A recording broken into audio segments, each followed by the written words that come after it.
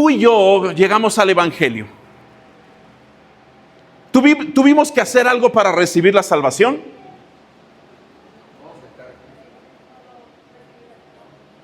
Algo que pudiéramos hacer, alguna obra para decir, ¿eres salvo?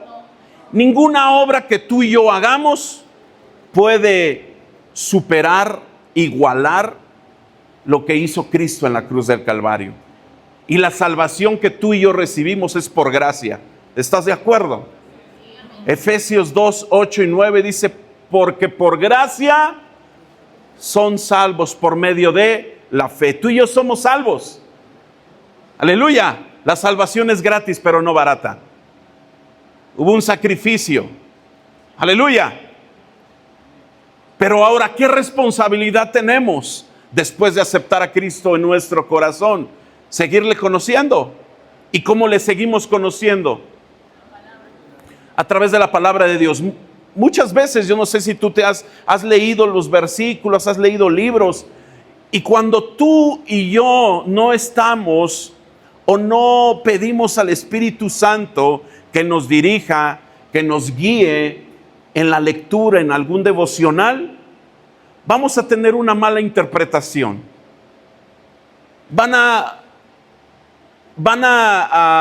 predominar nuestras emociones y sentimientos si no le pedimos al Espíritu Santo que nos guíe, que nos direccione y que nos enseñe cuál es la intención o qué es lo que debo de tomar para mí esa palabra. ¿Sí?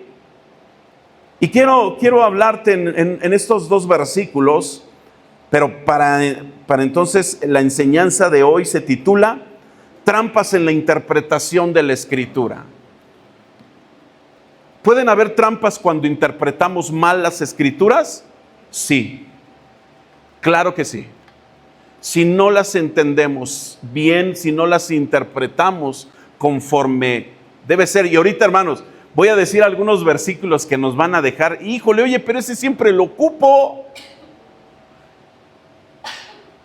Pero no, la palabra de Dios no solamente se ocupa como una, ¿cómo te lo puedo decir? Como si fuera algo mágico. Un versículo te lo puedo compartir, pero no es algo mágico, sino cuando tú lo vives y lo interpretas y sabes la intención del escritor. ¿Sí? Y dice la palabra de Dios, y después de leer estos versículos, oramos a Dios. Segunda de Pedro 3:16. En todas sus cartas Pablo les ha hablado de esto, aunque algo de lo que dicen ellas no es fácil de entender. Por eso no las entienden la gente ignorante ni los que no confían en Cristo, y luego las explican mal. Lo mismo hacen con toda la Biblia, y por eso Dios los castigará. Vamos a hacer una oración. Padre, te damos gracias por tu palabra que es viva y eficaz. Agradecemos, Señor, tu favor, el cuidado que tienes, Padre, y el tiempo en el que podemos escuchar y tener la oportunidad de abrir nuestro corazón para que puedan estos versículos ayudarnos para confirmar, para confrontarnos, Padre Celestial, y también para poder llevarlos conforme a tu voluntad. Te doy gracias, mi Dios. Usa mi boca y mis labios, y todas las palabras que puedan salir de mi boca sean de bendición, en el nombre de Jesús. Amén. ¿Qué dice la palabra de Dios? Que cuando no entendemos, o cuando la palabra de Dios no es fácil de entender por medio de la razón. La razón te va a decir lo contrario a lo que tú estás leyendo. Por eso es importante que acudamos ¿a quién? Cristo ascendió, pero nos dejó a alguien, a una tercera persona de la divinidad o de la Trinidad, el Espíritu Santo, quien nos ayuda a orar, quien nos ayuda a interceder, quien nos exhorta. Y también es aquel que nos enseña cuál es la intención de la palabra, de este versículo. Y dice la palabra de Dios, aunque algo de lo que dicen ellas no es fácil de entender, por eso no las entienden la gente, ¿qué? Ignorante. Les quiero adelantar un poco algunas denominaciones, como los metodistas, como los presbiterianos, como los reformados, como los bautistas.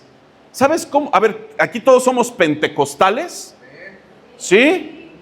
¿Sabes cómo nos consideran los demás? Las demás denominaciones. Primero, como emocionalistas, porque somos emocionales. Vemos algo y ya pensamos que es el Espíritu, o sea, ellos piensan que es el Espíritu Santo. Y dos, ignorantes, porque no nos gusta leer y no nos gusta estudiar. Estaba tomando un diplomado de teología reformada y yo me sorprendo cómo es que tienen a los pentecostales. Yo me considero una persona pentecostal y qué bueno que vas a estar en el estudio del origen, de dónde viene el pentecostalismo, las personas que tuvieron este mover, ¿sí? Y vamos a tomar ahí decisiones, no de que digan, ya no soy pentecostal, no, sino voy a tener ya la historia. Pero nos consideran como emocionalistas primeramente. Porque ¿dónde en la Biblia hay... ¿Quieres que te diga algo? ¿Dónde en la Biblia hay que alguien que tiene que caer tiene que moverse?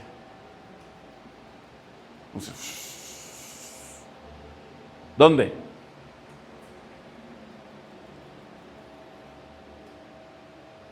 No viene. Y muchas personas dicen, es el mover del Espíritu Santo. Por eso es importante tener el conocimiento. Nos deja Dios este libro, esta biblioteca, para que tú y yo lo podamos corroborar. Ahorita vamos a ver, cuando lo interpretamos mal, podemos caer en una trampa. No solamente es leerlo, y qué bueno, si tú lo estás leyendo, te felicito. Pero hay algunos versículos que tal vez no entiendas, o que tal vez estén bonitos y digas, oh, qué padre, lo voy a subir a mis redes sociales, pero no entiendas el contexto o para quién fue escrito. Entonces, dice la Biblia en la Reina Valera 1960, casi en todas sus epístolas, hablando en ellas de estas cosas, entre las cuales hay algunas difíciles de entender, y lo subrayé y lo puse en color más negro, las cuales los indoctos e inconstantes tuercen. En este mundo, en este tiempo, hay muchas personas que tuercen la palabra de Dios, que quieren acomodar a su manera de vivir, a su manera de ser. Y dice más adelante, como también las otras escrituras, para su propia perdición. Y nos damos cuenta desde dónde nace esto de tergiversar la palabra, de torcer lo que Dios ha dicho. Ayúdate que yo te ayudaré. ¿En dónde viene? Al que madruga, Dios le ayuda. Hay cosas que no dice Dios y que las queremos hacer. Pero hay cosas que dice Dios y las queremos torcer. Bueno, es que esto aplica para cierto momento. Sí, estás en lo correcto, pero hay que saber cómo lo vamos a aplicar. ¿Y desde dónde surge esto? Desde el jardín del Edén, donde Dios da una orden, da una encomienda. Y dice la palabra, pero la serpiente era astuta más que todos los animales del campo que Jehová Dios había hecho, la cual dijo a la mujer, ¿con que Dios os ha dicho? ¿A poco sí? ¿A poco sí lo dijo Dios? Te has de ver equivocado. No creo que sea tan malo el que tú hagas, el que tú comas, el que tú vayas. No creo que sea tan malo. ¿A poco sí Dios lo dijo? ¿A poco sí Dios te dice que las malas compañías corrompen las buenas costumbres? No, eso ya es muy religioso. Yo creo que quiere decir que hay cristianos que no entienden bien el evangelio y por eso ellos son los que pueden corromper tus buenas costumbres.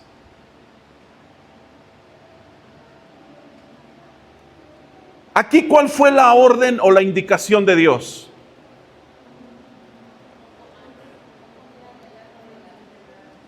No comas del árbol de la ciencia del bien y del mal. ¿Sí o no? Pero Satanás le preguntó algo que no dijo Dios. ¿No comáis de todo árbol del huerto? O sea, estaba correcto Satanás. Aquí tergiversó, torció la palabra que Dios ya había estipulado. Y desde ahí surge, o desde ahí nace la primera estrategia en el jardín del Edén: torcer, tergiversar lo que Dios ha dicho. Y la mala interpretación de la Escritura no es un error menor, es una puerta hacia la herejía, hacia el engaño, hacia la apostasía. ¿Y qué es apostatar? ¿Qué es apostatar? Porque dice la palabra de Dios que en los postreros días muchos apostatarán. Una definición más práctica es negar. Como que si yo estuve en algún lugar, como Pedro. Así te lo pongo en un ejemplo muy práctico. ¿Qué hizo? ¿Negó a quién? ¿Comiste con él? ¿Dormiste con él? ¿Despertaste con él? ¿Viste los milagros? ¿Hablas igual que él? No lo conozco. ¿Me explico? Apostató. Y dice la palabra de Dios que en estos días, en estos tiempos, mucha gente va a apostatar. ¿Por qué? Por una mala interpretación. Por eso debemos de aprender a discernir entre una interpretación correcta y una manipulación.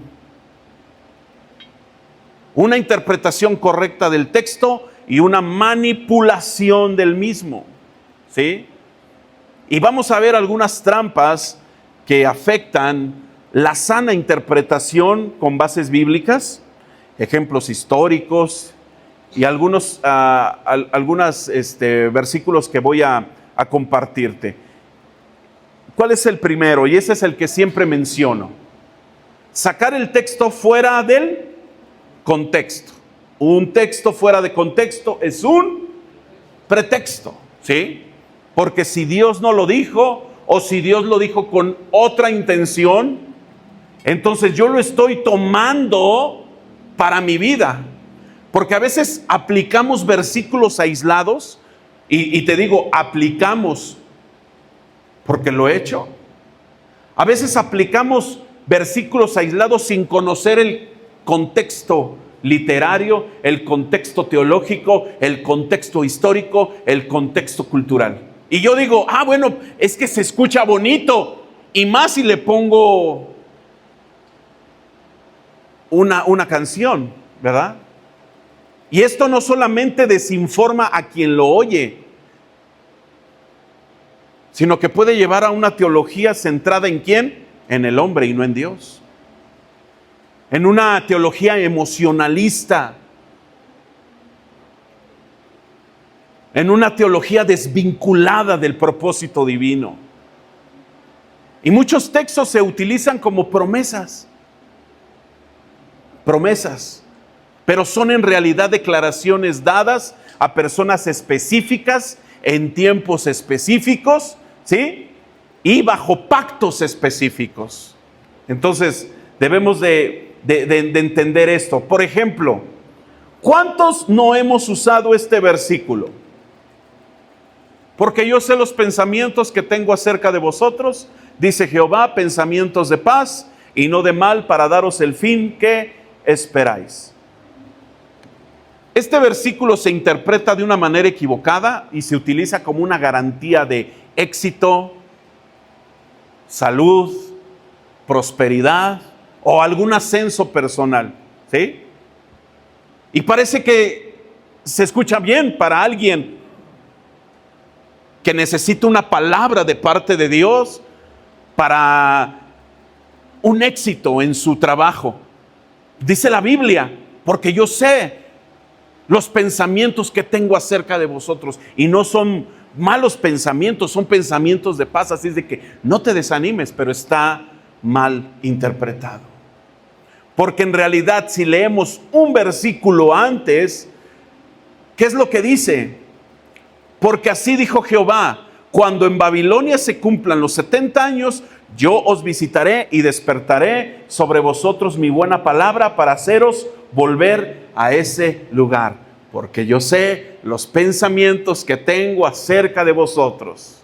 ¿Me explico? Dios habla a los exiliados en Babilonia. Y en este versículo 10 nos habla que esperen 70 años en el exilio antes de la restauración. Y esta no es una promesa instantánea, sino una esperanza escatológica. ¿Sujeta a qué? Al arrepentimiento y al cumplimiento del juicio. ¿Sí? ¿Por qué? Porque Israel estaba pagando las consecuencias de su idolatría. Y Dios promete restaurarlos, pero no antes de haber cumplido su disciplina. Y aplicar sin trasfondo es cambiar, tergiversar completamente el mensaje. Otro de los versículos que todos conocemos y que hemos aplicado. Hemos escuchado o hemos usado mucho este versículo, ¿sí o no?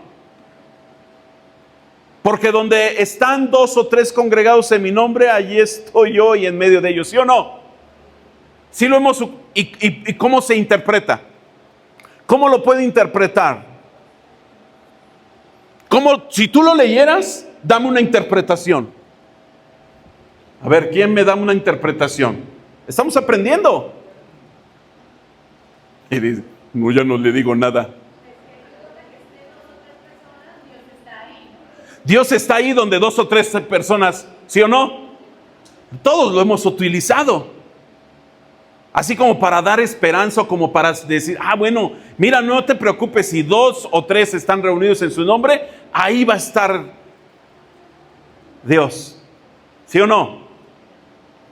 Y esto está mal usado, mal interpretado, porque si leemos, vamos a leer los versículos. Por eso hay que leer todo el contexto. ¿Por qué se dice esto?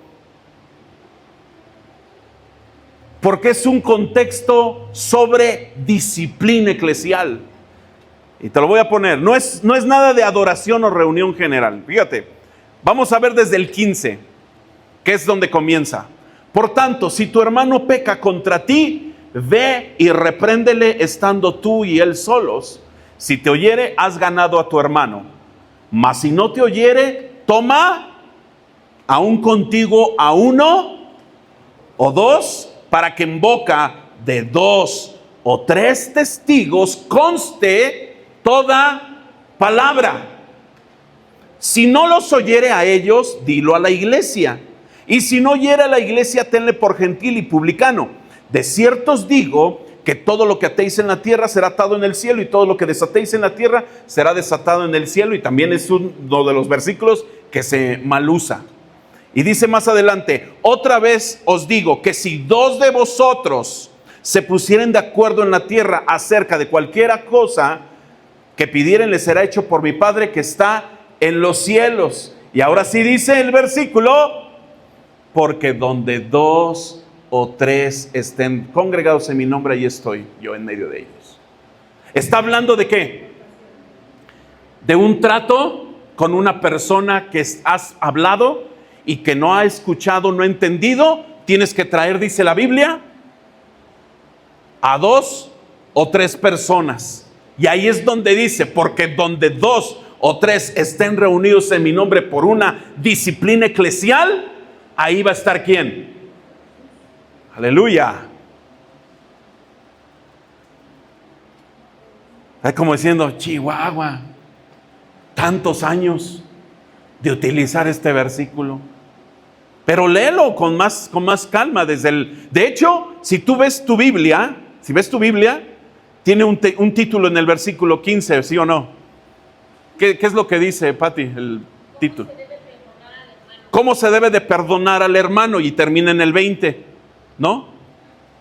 Sí, solamente es 15, 16, 17, 18, 19, 20. 6 versículos que nos habla acerca de cómo perdonar a un hermano. No habla de adoración, no habla de una reunión general. ¿Estamos acá, hermanos? No se me achicopale, hombre. Entonces, mi teología fue tirada. No, es para aprender, hermanos. ¿Sí? La Biblia, mira, para que tú lo tengas entendido, yo creo que muchos, lo he enseñado muchas veces. La Biblia no fue escrita en versículos. ¿Sí? O sea, no fue desde siempre escrita en versículos. Eso ya fue por el siglo XV o XVI, si no mal recuerdo. Pero la Biblia no fue escrita, mira, versículo 15. No. Entonces esto nos da a entender que debemos de leer todo el pasaje. Aleluya. ¿Sí estamos acá, hermanos? Porque ¿qué puede resultar con esto? ¿Qué consecuencias pueden venir? Promesas mal aplicadas y por lo tanto una fe frustrada. Ay, pero es que dice la Biblia, me decía esto. Como por ejemplo, te voy a decir otro. Tengo varias trampas que quiero tocar, pero solamente un ejemplo extra. ¿Cuántas veces no has escuchado el versículo de Filipenses 4:13? ¿Quién se lo sabe? Todo lo puedo en Cristo, ¿qué? ¿Y para qué lo ocupas? Siendo honesto. Para darle ánimos a alguien, ¿no? Por si estás pasándola así bien mal, todo lo puedo en Cristo que me fortalece. ¿Sí crees que es lo correcto? Ahorita viendo ya no sabemos. No, está mal enseñado. Porque Pablo estaba hablando acerca de ¿qué? Pues quién sabe, pero todo lo puedo en Cristo que me fortalece. Pablo estaba hablando acerca de que él sabía vivir cuando había abundancia, pero también cuando había escasez. Y dice, para todo esto estoy preparado. Todo lo puedo en Cristo que me fortalece. Aleluya. Si lo vas a interpretar, mejor dilo, cuando haya en esta parte importante en la economía. Aleluya. Porque se puede decir, hasta en los gimnasios dice, todo lo puedo en Cristo que me fortalece. No, hombre, no, mal hecho. Mal hecho. ¿Me explico? Porque pueden haber promesas mal aplicadas. Todo lo podemos en Cristo que nos fortalece, ¿sí o no? Pero si no las aplicamos, viene la frustración. Después vienen interpretaciones egocéntricas, donde esté centrado solamente el hombre. Todo lo puedo en Cristo que me fortalece. No inventes al primer problema y ya no estás en la iglesia. No que todo lo podías, ¿me explico? Porque tu teología estaba centrada en ti y no en Cristo. ¿Qué consecuencias pueden venir? La pérdida de autoridad bíblica. Porque nuestra predicación siempre va a ser sentimental. No, la Biblia no es sentimental. La Biblia se tiene que aplicar conforme a reglas y hermenéutica. Cuando se aplica bien, duele, pero trae edificación. Aleluya. Porque también puede traer doctrinas incompletas y es un error doctrinal. La doctrina es muy importante, hermanos. ¿Qué es doctrina? Enseñanza. Si no se tiene una buena enseñanza, por eso hay muchos cristianos, como nos dicen, emocionalistas.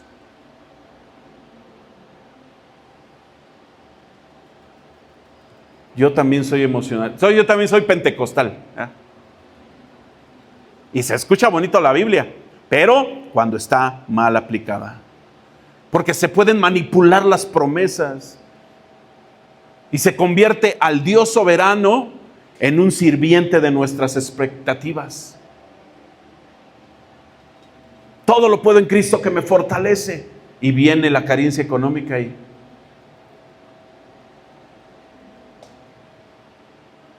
ahí dilo, me explico, ahí dilo. No cuando haya algún éxito, esos son diferentes. Nunca enseñes un versículo sin mínimo haber leído 10 versículos alrededor. 10 antes y 10 después. No te quedes solamente con ese versículo. ¿Cuántos versículos trae el Salmo 23, hermanos? Es interesante que lo sepamos, ¿eh? Solo son 6 versículos, no hay más. ¿Habla acerca de qué? ¿Tú de qué crees que habla ese capítulo 23 de Salmos? ¿Para qué se utiliza? Vamos a quitarnos las manos. ¿Para qué se utiliza?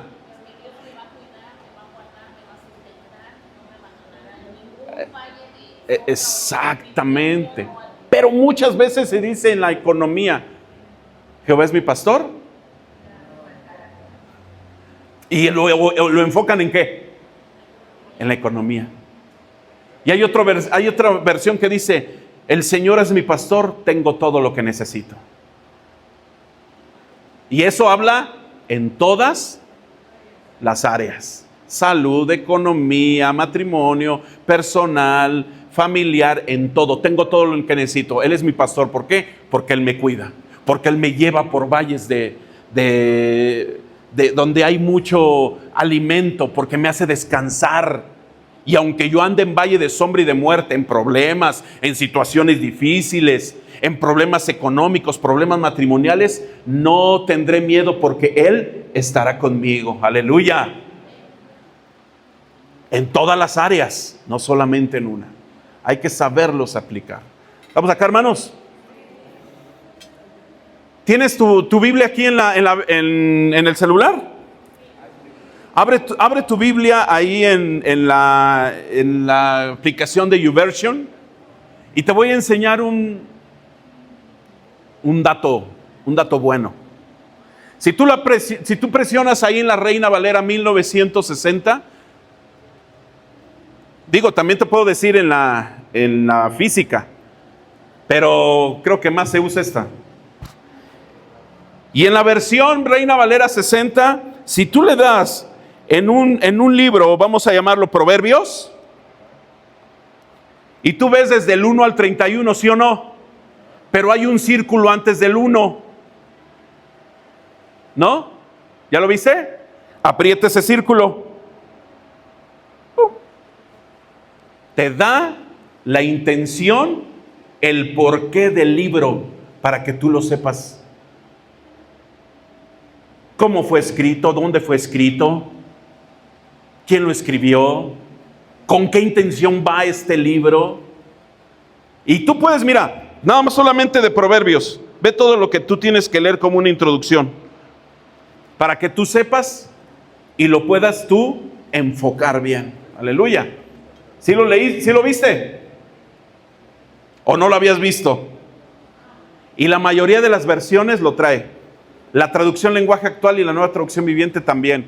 Y es diferente.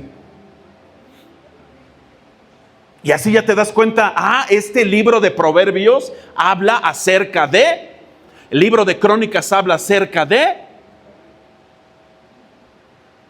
aleluya. ¿Tú crees que esto está en balde de la Biblia física? Todos tenemos Biblia física, ¿sí o no? ¿Tú crees que estos mapas están de relleno? Es más, yo creo que, siendo bien honestos, ni los leemos. Dice, ¿y esto qué? Ay, pero hay algunos hasta en a color, ¿no? Ay, pero qué bonitos. Pero estos ni los topo. Y como, ¿para qué quiero saber las divisiones de las tribus, los reinos de Israel, primer y segundo viaje de Pablo? Pues como, ¿para qué me interesa? No vienen de embalde, vienen con un propósito. ¿Sí? Aleluya. Cristo vive.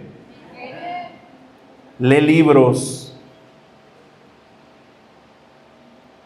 En vez de leer, luego hay muchos, como historias de personas. Lee la Biblia y lee libros para que puedas nutrirte y no solamente, es que el pastor, no, que tú también tomes tu propio criterio y no tergiverses de la palabra. Número 2, alegorizar todo el texto sin justificación hermenéutica. ¿Qué es alegorizar? Para entenderlo hay que ver primero qué es una alegoría. Una alegoría es ficción en virtud de la cual un relato o una imagen representan o significan otra cosa diferente. Es como buscar algún significado oculto o espiritual en todo el pasaje. Incluso hay versículos que claramente lo dicen literalmente y se le quiere dar una alegoría. No, es que esto estaba hablando para esta parte, ¿no? Cálmate, pues si ya decía que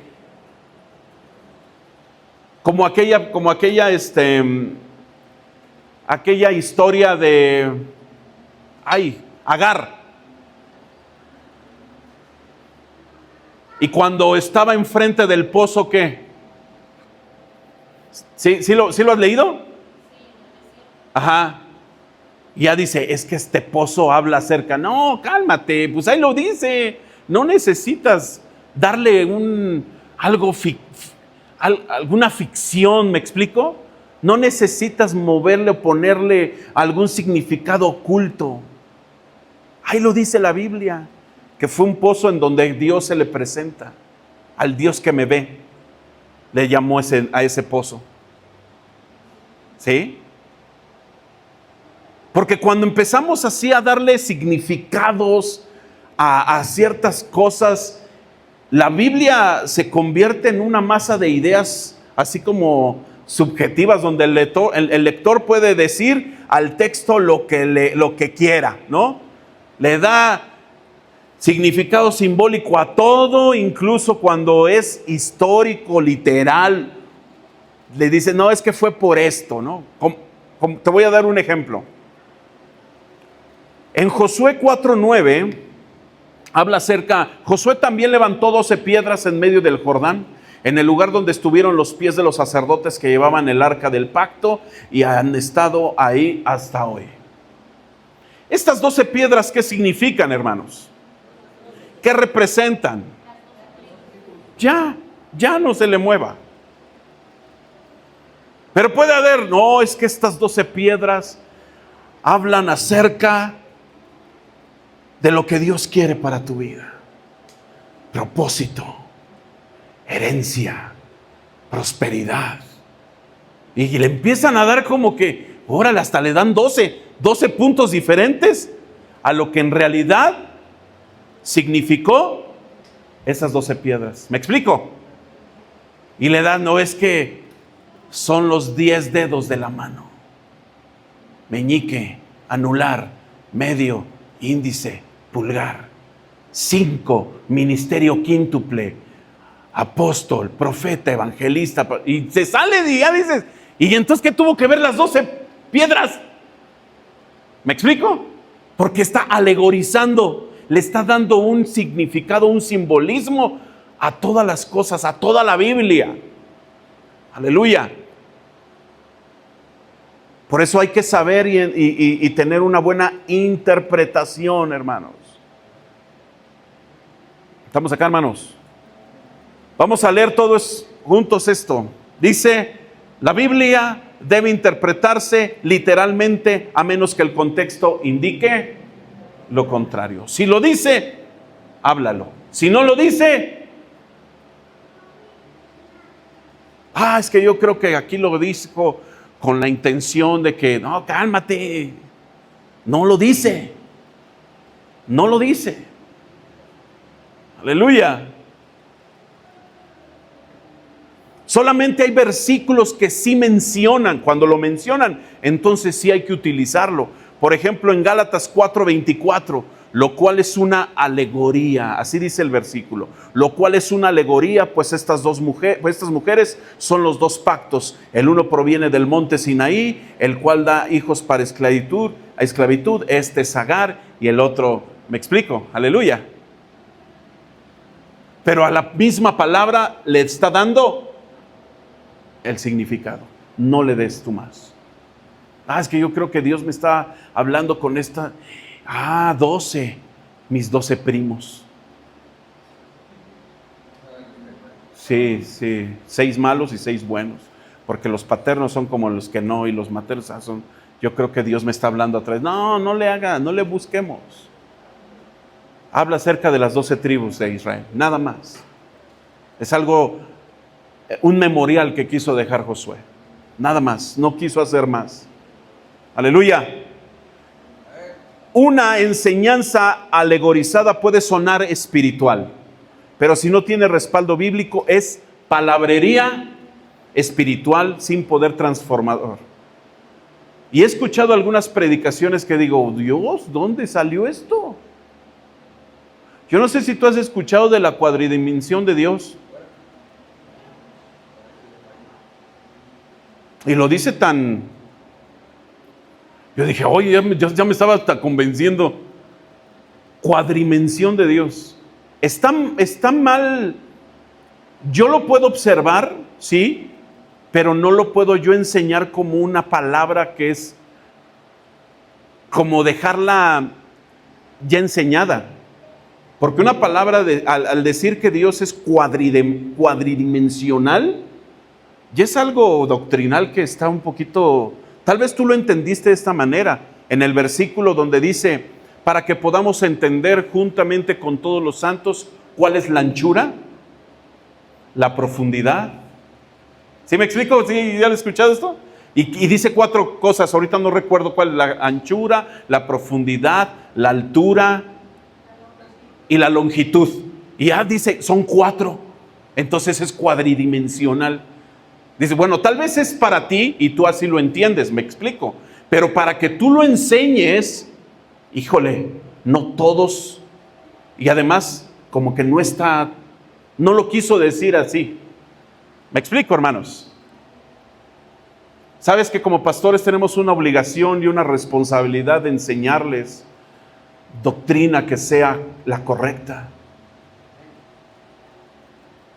Y cualquier versículo que tal vez tú veas que no está bien escrito, yo lo que hago es ver los versículos y los copio de la aplicación de YouVersion y los traigo a la diapositiva. Pero si hay algo, un versículo que tal vez no concuerde o no esté bien, pues házmelo saber. Yo no soy Dios, y también me puedo equivocar. Pero yo tratar de enseñarte otra cosa no es mi intención.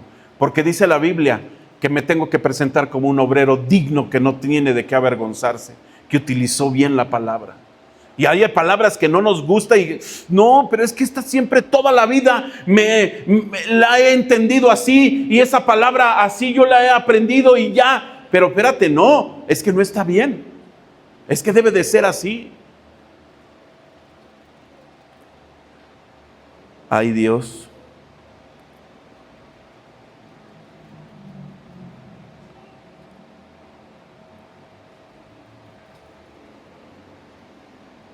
Ok.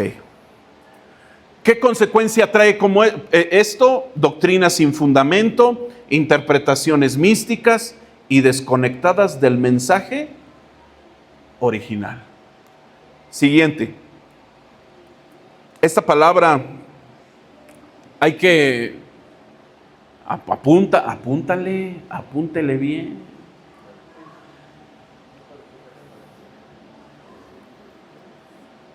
La correcta es, quítale la primer I y la S y ponle la X. Es exégesis. Pero cuando no hay una buena exégesis, termina como una eisegesis. Dar mi idea, mi interpretación a un versículo. Y eso yo creo que caemos muchos.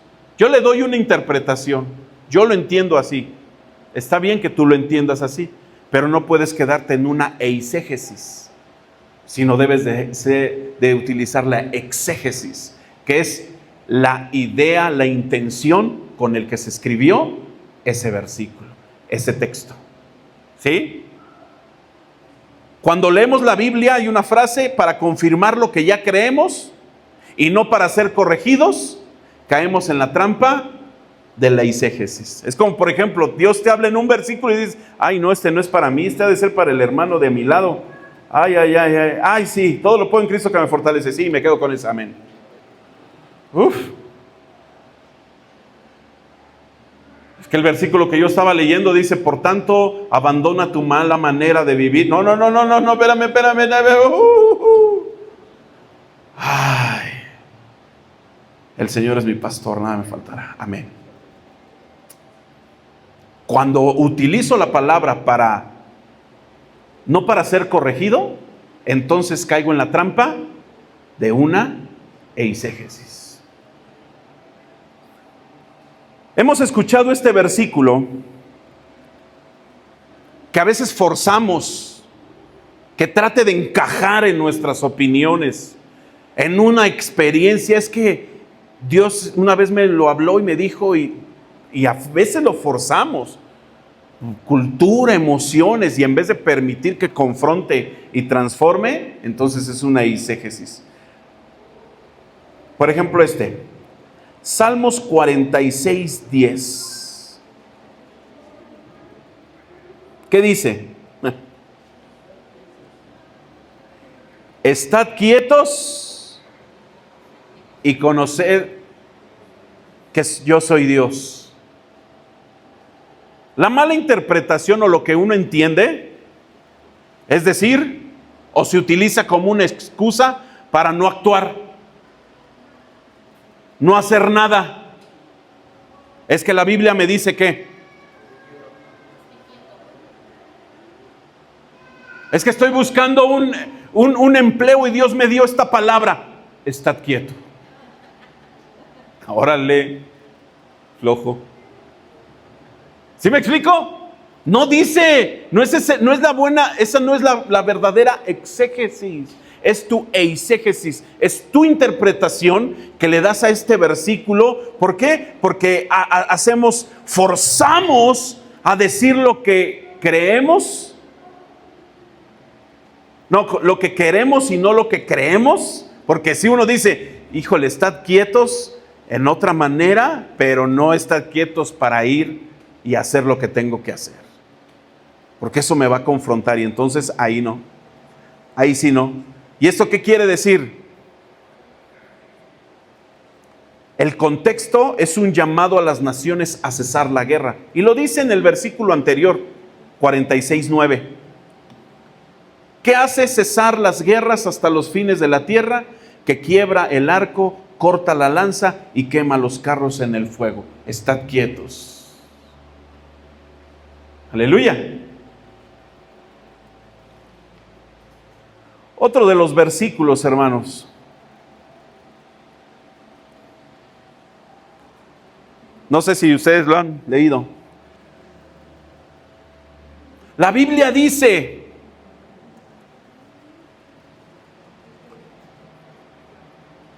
no me juzgues. No me juzgues por lo que estoy haciendo. Porque la Biblia dice, no juzguéis para que no seáis juzgados. Y esto es como una ¿qué? Una oportunidad, una razón, una justificación para seguir viviendo en el pecado. Es su eisegesis. No, es que dice la Biblia, no juzguéis. Y hasta dice juzguéis. Bien, no juzguéis para que no seáis juzgados. De veras. Qué barbaridad. Porque quiere evitar toda corrección bíblica e ignora el llamado a juzgar con justicia, lo que dice Juan 7:24. No juzguéis según las apariencias, sino que juzgad con justo juicio. Aleluya. Estás haciendo lo incorrecto, hermano. Estás teniendo este problema con tu esposa. Estás torciendo. Dice la Biblia, no seas desleal con la mujer de tu juventud. No me juzgues para que no seas juzgado. No. ¿Qué dice la Biblia? ¿Un justo qué? ¿Dios está en contra del divorcio?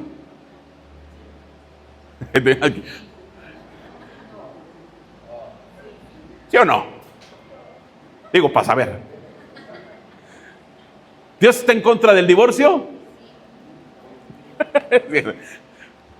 ¿Dios está a favor del divorcio? Si ahora es al revés. Dios no está en contra del divorcio.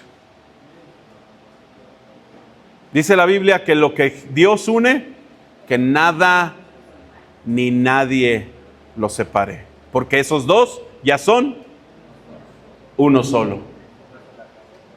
Aleluya. Por lo tanto, el hombre dejará a su padre y su madre y se unirá a su mujer y se harán. Y ojo, aquí habla también, no es que dice, no, es que todavía no es mi esposa. Espérame, papi. Ahí dice, se junta a quién, a su mujer. Ya el matrimonio es que necesito casarme para, no. Ya desde el momento en el que estás junto, ya eres ¿qué? Uno. Sí es importante el matrimonio, pero no es antes de o después, no. Ahí dice, se unirá. ¿Ya vives juntos? ¿Ya duermes juntos? ¿Ya? Entonces ya son. Aleluya. No juzguéis para que no sean juzgados.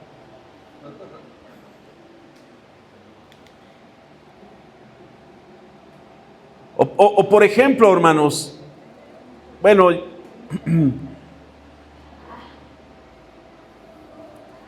hay una parte en la que en la historia, durante la Edad Media, teólogos comenzaron a usar la Biblia para justificar prácticas que no provenían del texto. Por ejemplo, la venta de las indulgencias.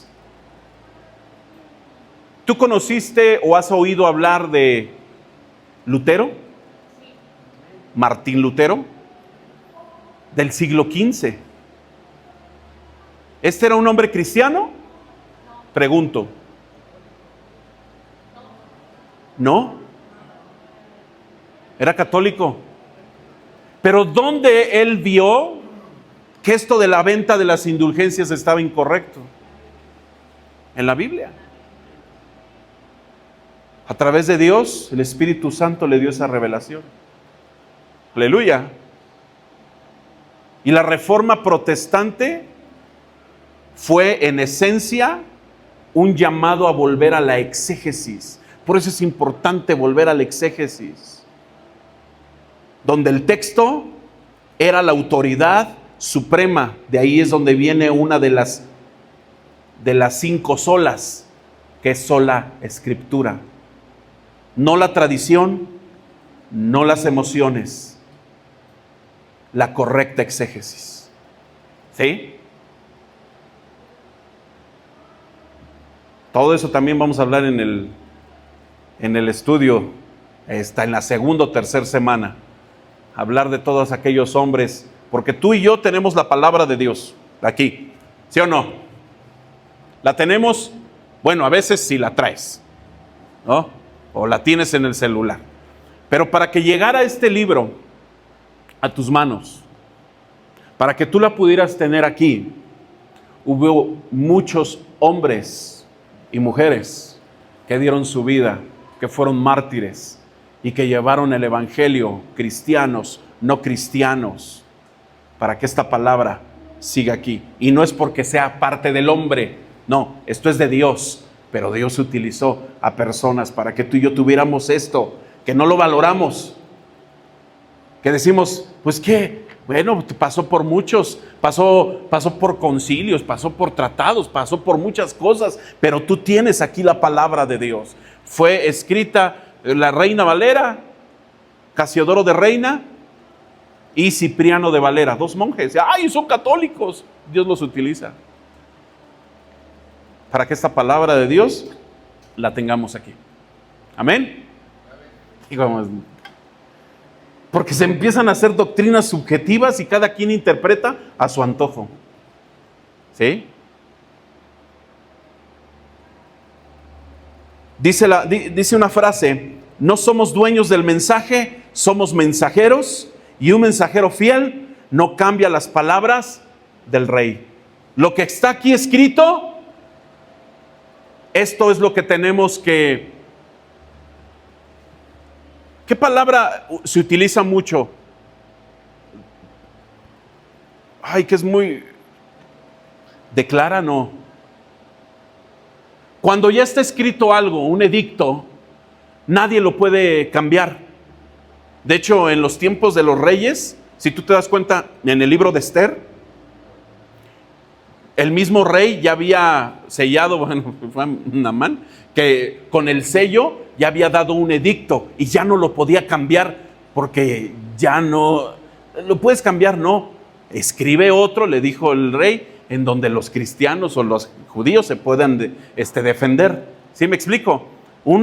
Algo que ya está escrito y estipulado, nadie lo puede cambiar. Pero hay una palabra que mucho se menciona, declara, no. Decretar, decreta. ¿Qué tienes que decretar? Lo que está aquí. Jehová es mi pastor, es todo lo que necesito. Amén. No, Jehová es mi pastor y no, otra cosa que yo quiera añadir. No, cálmate, pues tú quién eres. Decreta o habla mejor lo que ya está aquí escrito. Aleluya. Por eso hay muchos cristianos que decretan: no aceptamos un no como respuesta. Cálmate. Dios así ni te topo, aunque cantes bonito. ¿Sí? Porque Dios ya tiene una voluntad, ya tiene un propósito para esa persona. Y para ese tiempo el pastor Julio Melgar necesitaba una sanidad, pero Dios no lo quiso. No lo quiso hacer, porque Él ya tenía un propósito para él. Aleluya. Si es su voluntad o no, no tenemos nosotros que decretar o hacer algo que aquí no está escrito. Por sus llagas seremos sanados, sí. Sí, pero no solamente habla primero de lo físico, sino primero ¿de qué? De lo espiritual. De nada sirve que Dios dé a una persona, en el buen sentido, y quiero que se pueda entender, de nada serviría que Dios diera la sanidad a alguien sin haber confesado a Jesús en su corazón. Y eso es lo más importante, porque dice la palabra: ¿de qué le servirá que gane todo el mundo si perdiera su alma? ¿De qué le va a servir si donde van a estar en la eternidad es su alma? Aleluya. Entonces no somos dueños del mensaje. Y termino con esto, hermanos. Cuando no entendemos y desconocemos el progreso, hay cosas en el Antiguo Testamento que ya no aplican para este Nuevo Testamento, ¿sí o no? ¿Necesitamos nosotros seguir sacrificando corderitos? ¿Necesitamos tener un tabernáculo físicamente en donde esté el atrio, en donde esté el lavacro, en donde esté el lugar santo y donde esté el lugar santísimo? No, ya no es. ¿Por qué? Porque Cristo ya hizo ese sacrificio. Y las cortinas que dividían del lugar santo al lugar santísimo fueron rotas para que tú y yo pudiéramos entrar a su presencia por el sacrificio que hizo en la cruz del Calvario. Amén. Y a veces se utilizan los textos del Antiguo Testamento como un mandamiento, como algo literal, directo, que le da al creyente del nuevo pacto que tú y yo somos, sin entender que la revelación bíblica es progresiva y que Cristo es el cumplimiento de la ley. El templo, los sacrificios y todas las figuras del Antiguo Testamento están reveladas en Cristo Jesús. Aleluya. Porque no todo lo que fue ley para Israel es norma para la iglesia. Porque hay cristianos que se judaizan. ¿Sí? Ya están hablando hebreo. Ya utilizan su kipá. Ya se ponen el talí. Y ya empiezan a decir, en vez de Dios te bendiga, shalom. Que el Eterno te bendiga y te guarde. Ya le mencionan Elohim, Adonai. Ya no es Jehová. Ahora es Elohim, el Eterno. ¿Tendrá Dios problemas si le dices Jehová o no? Con que tú lo reconozcas, sí. Si lo menciona aquí, está bien. Pero si yo no entiendo que Jehová es mi pastor, de nada me va a servir. El nombre estaría como que, ay, no lo entiendo. Dice la palabra de Dios en Romanos capítulo 6, versículo 14, porque el pecado no se enseñorea de vosotros, pues no estáis bajo la ley, sino bajo la gracia. ¿Estamos bajo la gracia, sí o no? Todo lo que nosotros podamos hacer, Cristo ya lo hizo por nosotros. Ninguna obra puede ser suficiente. Ahorita les mencionaba al principio. Ay, es que tengo yo que volver a... me he enterado de personas y varones ya que se tienen que circuncidar. Ya iba a decir otra palabra. Que se circuncidan porque es una ley. ¿Crees que el circuncidarse ahorita tenga que ser ley para ser aceptados para Dios? Y si sí dices que sí, pues acá tengo 2 pedernales y éntrale, papá. De una vez le entramos. Los afilamos y mira, sales hasta circuncidado. Claro que no, porque Cristo ya pagó ese precio. Hay que circuncidar nuestro corazón.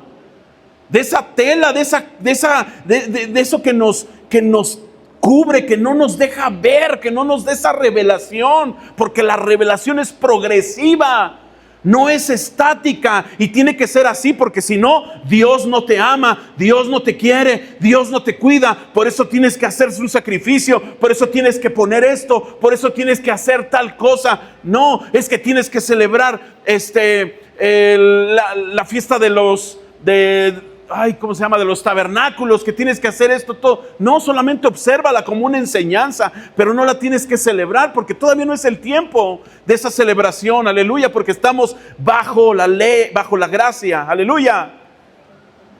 Nosotros conocemos, hermanos, también, por ejemplo, muchos enseñan que el comer, ¿ustedes sí les gustan las carnitas?